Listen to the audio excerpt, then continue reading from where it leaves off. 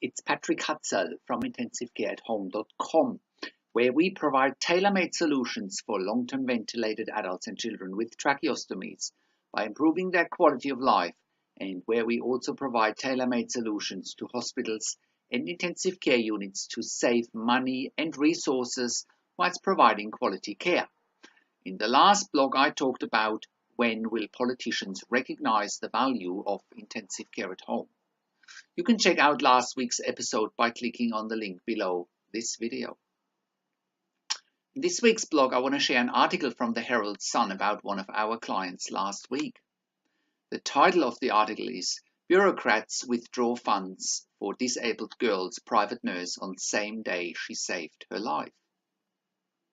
On Wednesday, February the 14th, 2018, the Herald Sun's health editor, Grant MacArthur, published an article about one of our clients. The Department of Health in Victoria and some of their respective bureaucrats made a big blunder by announcing to one of our clients that the life-saving funding for our nursing service would be withdrawn on the very day one of our amazing ICU nurses saved our client's life. This is on the background of DHHS wanting to delegate more and more responsibilities onto the NDIS, the National Disability Insurance Scheme.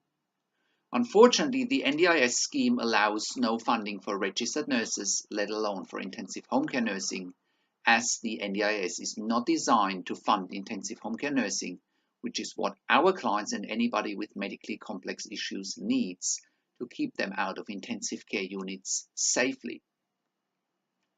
To make the situation worse, by trying to delegate more and more of the funding responsibilities to the NDIS, the DHHS is risking lives, as the article below will show.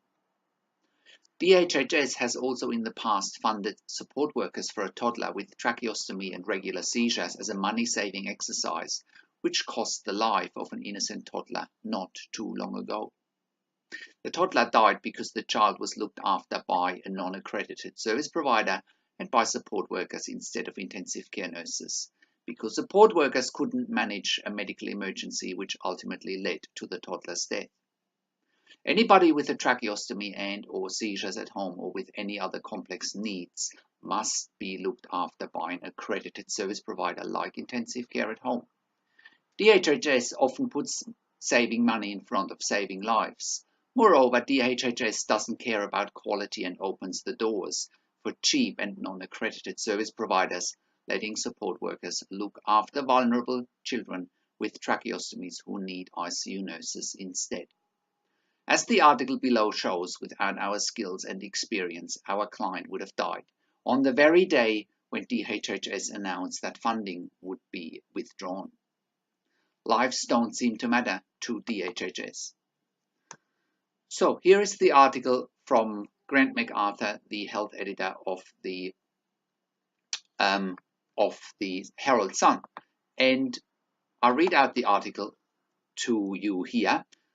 An in-home nurse looking after a severely disabled 13-year-old girl helped save her life just hours after bureaucrats told the family they would no longer pay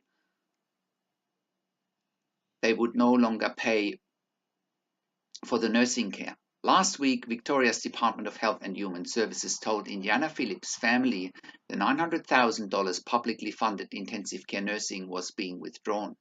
Hours later, on Thursday, the 8th of February, the South Gippsland teenager who has the genetic neurological disorder Rett syndrome suffered a serious seizure and a cardiac arrest. Her nurse and paramedic saved her life, and she was flown to the Royal Children's Hospital, where she was put on life support. Her father, Michael, said she is progressing well and it looks like there has been no brain damage, which is due to the actions of the nurse and Ambos who saved her. If it had been just me there, it would have been a different story. While she is hoped to recover from her latest life-threatening incident, Indy's father, Michael Phillips, has grave fears for her future, as well as other severely disabled children being placed onto the NDIS. The complications Indiana suffers worsened mid-last year, and the DHHS agreed she needed a 20-hour-a-day intensive care nursing service.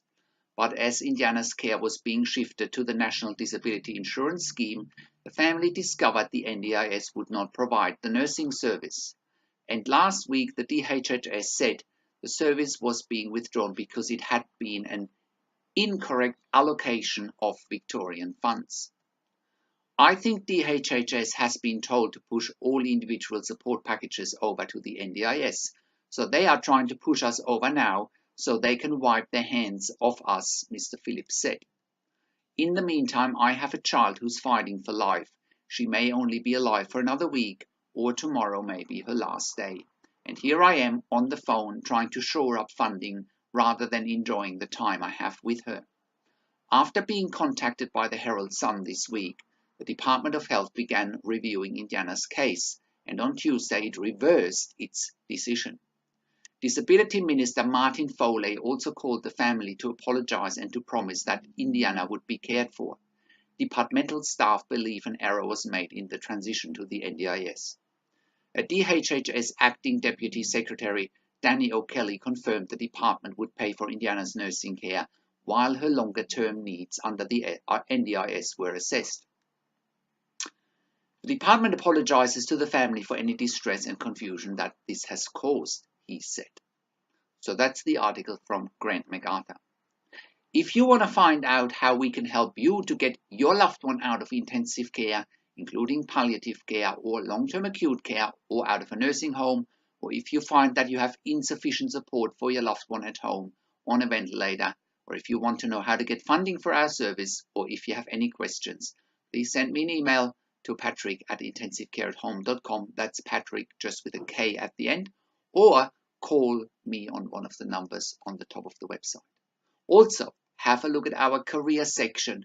We are currently hiring ICU and PICU nurses for clients in Melbourne, Sunbury, and in South Gippsland, Victoria. We are also an NDIS, TAC, and DVA approved community service provider in Australia. We have also been part of the Royal Melbourne Health Accelerator program for innovative healthcare companies earlier last year. Thank you for tuning into this week's blog.